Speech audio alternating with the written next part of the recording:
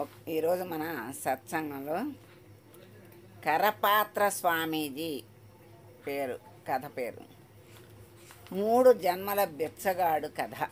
ఇది 3 జన్మల బిచ్చగాడు కథ. ఇది ఒక గ్రామంలో ఒక బిచ్చగాడు ఉండేవాడు. అతను ప్రతి ఇంటికి వెళ్ళి బిచ్చమెత్తుకుంటూ తింటూ ఉండేవాడు. ఒకరోజు ఒక ఇంటి వద్ద భవతి భిక్షాందేహి మాత అన్నపూర్ణేశ్వరి అని అడిగాడు. ఆ ఇంటి యజమాని పండితుడు, అంత గొప్ప పండితుడు. అతను అరుగు మీద కూర్చుని పారాయణ చేసుకుంటూ ఉన్నాడు. ఆ ఇల్లాలకేమో వినిపించలేదేమో ఈయన అడిగింది. ఆయన ఏమన్నాడంటే, బిచ్చగాడు గట్టిగా మళ్ళీ భవతి భిక్షాందేహి మాత అన్నపూర్ణేశ్వరి అని అన్నాడు బిచ్చగాడు. ఇంకా పండితుడికి కోపం వచ్చింది. నేను ఇక్కడ ఉంటే నాతో మాట్లాడకుండా, నాకు చెప్పకుండా ఎంత నేను సంపాదిస్తుంటే ఆమెను పిలిచి బిచ్చం అడుగుతాడా అని కోపం వచ్చింది. వీడికి తగిన శాస్తి చేస్తాను అని అనుకుని వెంటనే ఏమేవ్ 3 జన్మల ముష్టివాడు వచ్చాడు, బిచ్చం వెయ్యి అని గట్టిగా అరిచాడు. అంటే 3 జన్మల ముష్టివాడు వచ్చాడు అని గట్టిగా అరిచాడు. ఆ గొంతు పోల్చుకున్న ఆమె భర్తకి కోపం వచ్చిందని గ్రహించింది. ఆ చెప్పే తీరుకి మాటకి అర్థమవుతుంది కదా. వెంటనే బియ్యం తీసుకొచ్చి బిచ్చగాడి పాత్రలో వేసి ఆవిడ వెంటనే లోపలికి వెళ్ళిపోయింది. కానీ బిచ్చగాడు మాత్రం కదలలేదు. అతని చేతిలో కర్ర కూడా ఉంది. అప్పుడు పండితుడికి అనుమానం వచ్చింది.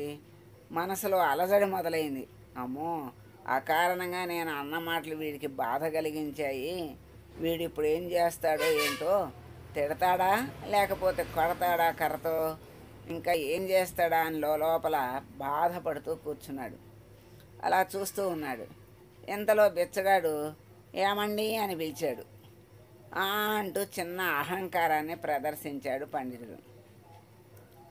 ఏం లేదు, మీరు నన్ను 3 జన్మల ముష్టివాడు అన్నారు కదా, అది ఎలాగా అన్నాడు. అదా, దానికేముందయ్యా, తెలుసుకోవాలి అనుకుంటున్నావా? అయితే ఇలా కూర్చో అన్నాడు. పర్వాలేదు చెప్పండి, నిలబడతాను అన్నాడు. అప్పుడు ఆ పండితుడు ఒక శ్లోకం చదివాడు.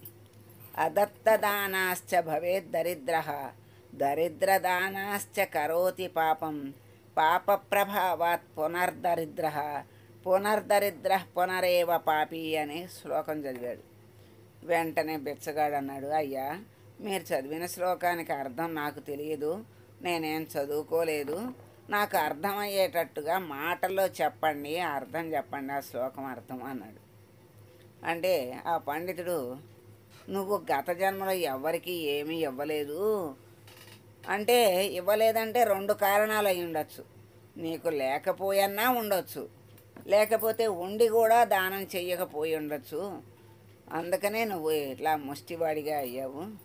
లేకపోతే గత జన్మలో నువ్వు ముష్టివాడివి అయితే అయి ఉండొచ్చు. ఆ ఫలితంగా నువ్వు ఈ జన్మలో కూడా, అంటే ముష్టివాడివి కదా, నువ్వేమీ దానం చేయలేవు కదా, అందుకని ఈ జన్మలో కూడా ముష్టివాడిగా అయ్యావు. అంటే 2 జన్మల ముష్టివాడివి అన్నాడు. అర్థమైంది, మరి చెప్పొద్దు అన్నాడు బిచ్చగాడు. ఎందుకు అన్నాడు.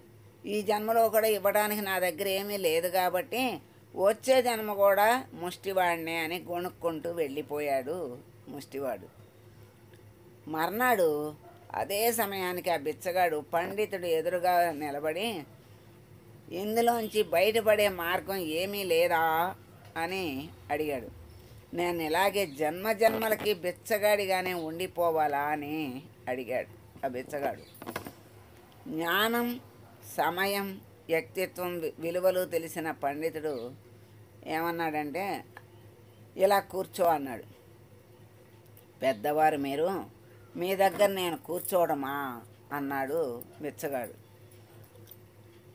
అయితే మరి పర్వాలేదు కూర్చో, జిజ్ఞాసాపరులకు శాస్త్రం చెప్పొచ్చు, నువ్వు అడిగావు గనక, నీకు శ్రద్ధ ఉంది గనక అడిగావు గనక చెప్పొచ్చు, చెప్పాలి కూడా, అందుకే ఈ శాస్త్రాలన్నీ ఉన్నాయి అన్నాడు. కూర్చున్నాడు బిచ్చగాడు. ఇప్పటికైనా దానం చేయటం మొదలు పెట్టాలి అన్నాడు. నేను దానం ఎలా చేస్తాను, నా దగ్గర ఏముంది గనక అన్నాడు బిచ్చగాడు. అన్నీ ఉన్నాయి, లేకపోవడం అనేది ఏమీ లేదు. నీలో దాన గుణం ఉంటే చాలు. నీ దగ్గర ఉన్నదే దానం చెయ్యి. ఈ రోజు నుంచి నీ కడుపుకి ఎంత కావాలో అంత మాత్రమే బెచ్చమెత్తుకుని అందులో సగం దానం చేస్తూ ఉండు అని, తనకు అవసరమున్నా సరే అందులోంచి మిగిల్చి ఇవ్వటమే దానం తాలూకు ముఖ్యోద్దేశం. తను వాడుకోగా మిగిలింది ఇవ్వటం దానం కాదు అని పండితుడు చెప్పాడు. బిచ్చగాడికి విషయం అర్థమైంది. వెంటనే ఆ రోజు నుంచి ఓ నియమం పెట్టుకున్నాడు. తనకి ఎంత అవసరమో అంతే అడుక్కుని అందులోంచి సగం దానం చెయ్యాలి అని నిర్ణయించుకున్నాడు. ఇది ఎలా తెలుస్తుంది? దానికోసం తన చేతిని భిక్షాపాత్రగా చేసుకుని అందులో పట్టినంత మాత్రం తీసుకుంటూ అందులో సగం దానం చేస్తూ సగం మాత్రమే తింటున్నాడు. దాంతో బిచ్చగాడికి బిచ్చమెత్తుకునే ఇళ్ల సంఖ్య తగ్గిపోయింది, తిరగడం తగ్గింది, కాలం కూడా కలిసి వచ్చింది, కాలం కూడా తగ్గిపోయింది. అలా అతనికి ఒక గుర్తింపు లాంటిది వచ్చింది. అప్పుడు అందరూ కొద్ది రోజుల్లోనే ఇతను ఎవరి దగ్గర పడితే వాళ్ళ దగ్గర బిచ్చమెత్తుకోడు, ఇతను మన ఇంటికి వస్తే ఈరోజు బాగుంటుంది అనేటువంటి భావాలు జనాల్లో వచ్చినాయి. అంతేకాదు, ఏమనుకుంటున్నారంటే మొన్న వాళ్ళ ఇంటికి వచ్చారు, ఇవాళ నిన్న వీళ్ళింటికి వచ్చాడు, ఇవాళ మన ఇంటికి తప్పకుండా వస్తాడు అని వాళ్ళు ఆ బిచ్చగాడి కోసం మరికొంచెం పవిత్రంగా ఇచ్చే బిచ్చం కంటే ఇతనికి వేసే బిచ్చం చాలా ప్రశస్తంగా పవిత్రంగా ఉండేది, సాత్వికంగా ఉండేది, మంచి ఆహారం లభించేది. పుచ్చుకున్న దాంట్లో ఇతడు దానం చేయటం అందరూ చూశారు.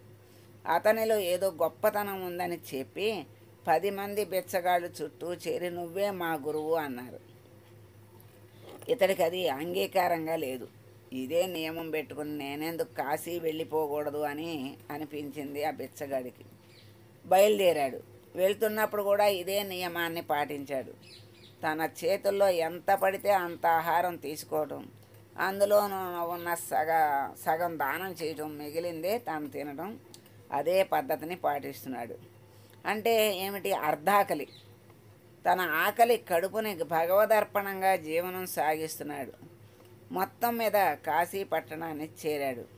అతను అప్పుడు కూడా ఇదే నియమాన్ని అక్క కూడా పాటిస్తూ ఓ చెట్టు కింద ఎక్కువసేపు కూర్చుంటూ ఉండేవాడు. అతడు అందరిలాగా ఒక అరగంట కూర్చుని ఏదో వస్తే తీసుకొని వెళ్ళిపోవడం అనే ప్రసక్తి లేదు. లేదా సాయం, ధర్మం చెయ్యండి, దానం చేయడానికి వంటి మాటలు కూడా అతని నోట ఎప్పుడు వినిపించేవి కాదు. ఎప్పుడూ ఏదో ఒక ధ్యానంలో ఉంటూ ఉండేవాడు. అతని దగ్గర పడిన డబ్బులు లేదా బియ్యం ఇవన్నీ కూడా అతను వెళ్ళాక ఎవరో తీసుకునేవాళ్లే తప్ప అతను ఏనాడు అవి ఆశించలేదు. ఇలా కొన్నాళ్ళు గడిచేసరికల్లా అతని మీద 10 మంది దృష్టి పడింది. అతను ఒక సాధకుడని, కారణ జన్ముడని భావాలు అందరికీ వచ్చినాయి. అతనికి ఏం చేసినా మంచి జరుగుతుంది అని చెప్పి అతని పేరుతో ఒక వేద పాఠశాల నిర్మించారు, ఒక సత్రం కూడా నిర్మించారు. ఆ సత్రానికి పేరు కరపాత్ర సత్రము అన్నారు. అతనికి పేరుని కరపాత్ర స్వామీజీ అని ప్రజలే ఆ పేరు పెట్టారు. ఎందుకంటే కరమే అంటే చెయ్యనే పాత్రగా కలిగినటువంటి వాడని అర్థం. ఆ చేతినే పట్టుకుని భిక్షాపాత్రగా తీసుకుని దాంట్లో సగం దానం చేసి మిగిలిన సగం తింటున్నాడు కదా, అందుకని కరపాత్ర స్వామీజీ అని పేరు వాళ్ళే పెట్టారు. ఇలా వేద విధులు, వేదాభ్యాసం చేస్తున్నారు. పిల్లలకు వేదశాస్త్రం, పురాణం, ఇతిహాసాలు చెప్తున్నారు. సత్రాల్లో బస చేస్తున్నారు. వచ్చే పోయే వాళ్ళు కూడా భోజనం చేస్తున్నారు. కానీ ఇవన్నీ ఇతనికి ఈ విషయాలు ఏమీ తెలియవు. ఈయనకేం తెలియదు. ఆయన పనేదో ఆయన చేసుకుంటున్నాడు. ఆయన పేరు పెట్టి వాళ్ళు ఇలాంటి సత్కార్యాలు చేస్తున్నారు. ఆయన మహానుభావుడు అనుకున్నారు. ఆయనకి పేరు కూడా వాళ్ళే పెట్టారు. ఇతడు మాత్రం రోజు నదికి వెళ్ళి స్నానం చేయటం, ధ్యానం చేయటం, మధ్యాహ్నం బెచ్చమెత్తుకోవడం, తనకు వచ్చిన దాంట్లో సగం దానం చేస్తూ ఉండడం యథాతథంగా జరుగుతుంది. ఇవన్నీ ఆయనకేం తెలియదు. కొన్నాళ్ళు అయిన తర్వాత అతని దగ్గర కూర్చునేవాళ్ళు, నిలబడేవాళ్ళు, చూసేవాళ్ళు, దండం పెట్టుకునేవాళ్ళు పెరిగారు. ఈయన స్వామీజీ గొప్పవాడు అని. వారి కోసం అన్నట్టుగా అక్కడ నీడని కల్పించారు కొంతమంది, పందిళ్ళు వేశారు. అలా చక్కగా అన్ని ఏర్పాట్లు చేస్తూ పెద్ద తీర్థయాత్రగా మారిపోయింది అది. ఇంకొన్నాళ్ళు అయ్యాక ఓ సమావేశాన్ని ఏర్పాటు చేస్తూ ఈయన పెద్దగా పిలవాలని అనిపించి ఆ సభ బాధ్యత అంతా వాళ్లే భరిస్తూ కరపాత్ర స్వామీజీని పిలిచారు.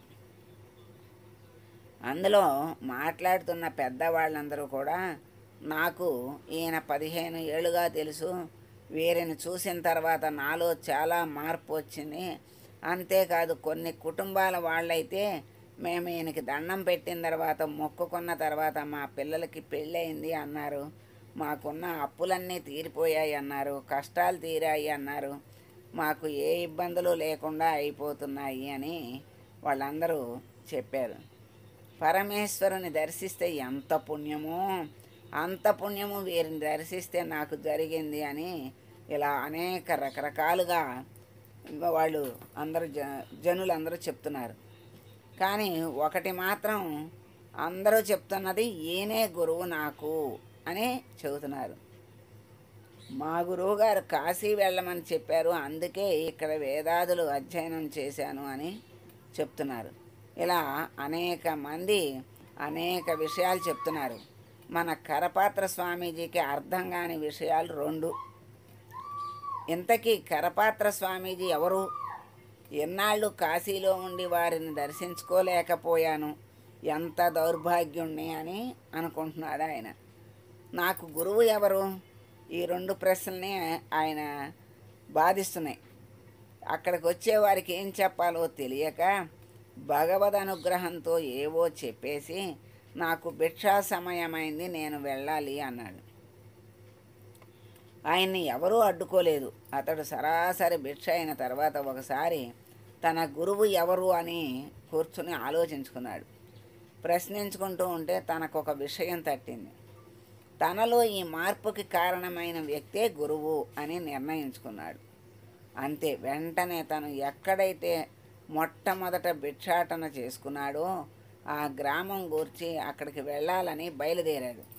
దారిలో ఇతన్ని గుర్తించిన వాళ్ళు, కలిసి చూసి వచ్చిన వాళ్ళు అనేక మంది, అక్కడ వేదం చదువుకున్న వాళ్ళే కాదు, ఆ సత్రంలో భోంచేసిన వాళ్ళు అందరూ ప్రతి గ్రామంలోనూ ఆయన్ని గుర్తించి అతనికి ఆ స్వామీజీ అంటూ స్వాగతాలు పలకడం, ఆయనకేదో ఇవ్వడం, అతను ఆ ధనాన్ని ఆ గ్రామంలోనే ఖర్చు పెట్టమని చెప్పి పెద్దలకు ఇచ్చేస్తుంటే తానేమీ తీసుకోకపోవటం, ఇవన్నీ చూస్తున్నారు. ఈయన ఖ్యాతి ఇంకా ఇంకా పెరిగిపోయింది. ఆ నోట ఈ నోట ప్రతి గ్రామానికి చేరింది. అందరూ ఇతని కోసం ఎదురు చూస్తూ ఉన్నారు. చివరికి అతను తన మొదటి గ్రామానికి వచ్చాడు. అలా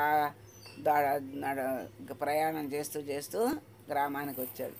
ఆ గ్రామంలో వాళ్ళు కూడా చాలా ఆనందంతో కరపాత్ర స్వామీజీ వారు వచ్చారు అని చెప్పి ఆయనకి ఆ గ్రామంలో ఉంటున్న పండితుడిని పిలిచారు.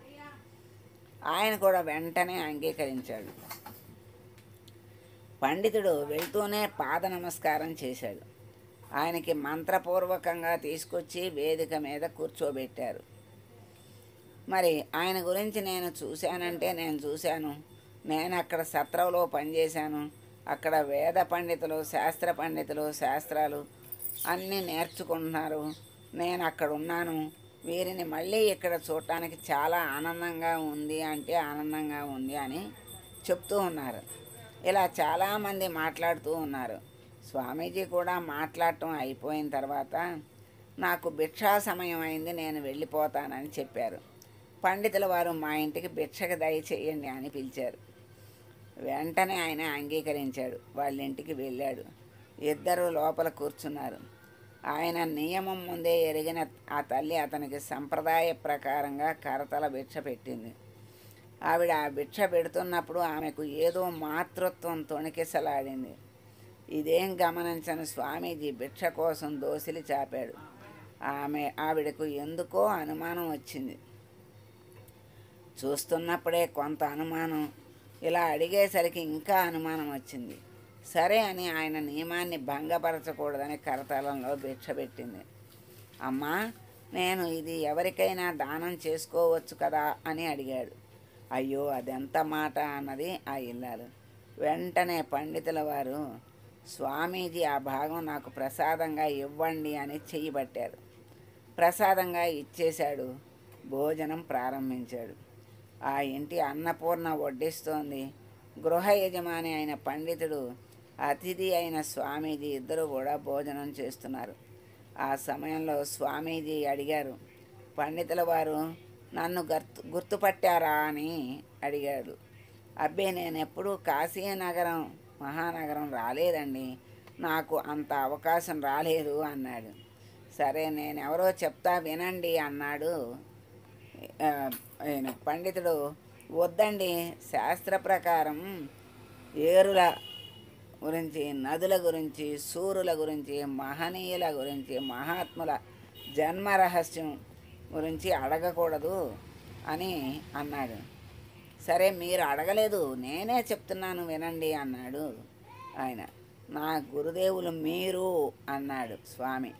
అబ్బే, నేను పండితుణ్ణి, అంతవరకే కానీ నేనేమి గురువును కాదు అన్నాడు. అయ్యా, ముందు వినండి, నేను ఎవరో కాదు, మీ 3 జన్మల ముష్టివాణ్ణి అని చెప్పాడు.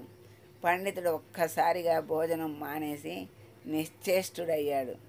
ఆ ఇల్లాలైతే ఏకంగా కన్నీరు పెట్టుకుంటూ వచ్చి స్వామి పాదాలపై పడి, పతిభిక్ష పెట్టండి నాకు అని ప్రార్థించింది. అంత మాటలొద్దమ్మా, ధర్మం చెప్పేవాడు నిష్కర్షగా చెప్పాలి. ఆనాటికే కాదు, ఈనాటికి నేను సామాన్యుణ్ణే, నేనేమి గొప్పవాణ్ణి కాదు.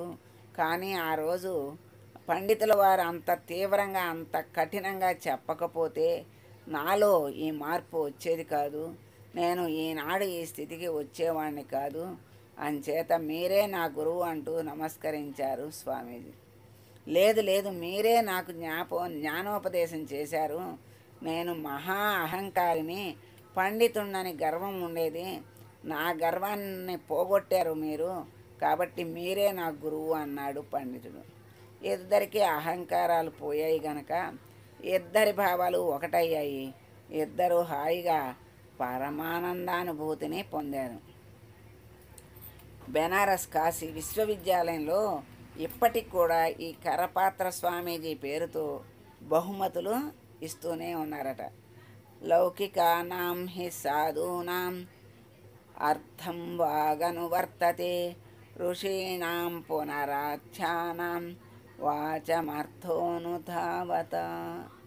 అని చెప్పారు. ఎంత కథ, చక్కని కథ, చక్కని సందేశం. దీంట్లో మనం తెలుసుకోవలసింది ఏమిటి అంటే, ఆయన అంత కోపంగా పండితుడు అన్నా దాని అర్థాన్ని తెలుసుకుని, చక్కగా తెలుసుకున్న దాన్ని వెంటనే ఆచరించి ఎంత గొప్పవాడయ్యాడు, ఎంత మరి స్వామీజీ స్థాయికి వచ్చాడు. ఒక చిన్న మాట, ఒక చిన్న పని, ఆ పనిని చేయటమే ఎంతో కష్టం.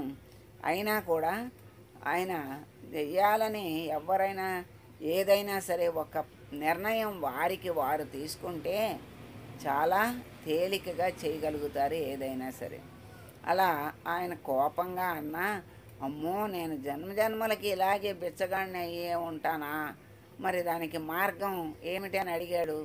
ఆయన కోపంతోనే జ్ఞానంతోనే చెప్పాడు. తర్వాత అది అతను చక్కగా స్వీకరించి అంతకంటే జ్ఞానంతో ప్రవర్తించాడు, నిస్వార్థంగా ప్రవర్తించాడు, కోరిక లేకుండా జీవించాడు.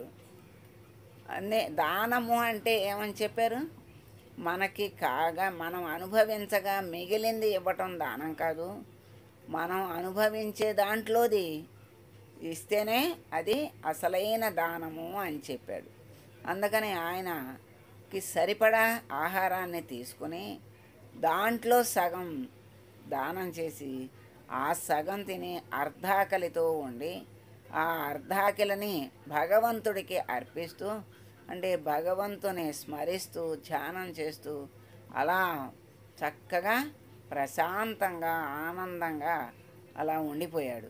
అటువంటి జీవనం గడపబట్టే అంతటి మహానుభావుడు మహాత్ముడు అయ్యాడు.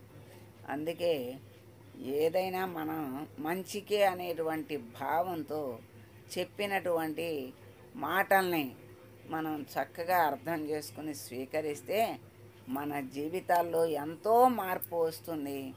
అది ఎంతో ఉత్తమ స్థితికి తీసుకెళ్తుంది అని ఈ కథ ద్వారా చాలా చక్కని సందేశాన్ని మనం తెలుసుకున్నాం. శుభం. స్వస్తి.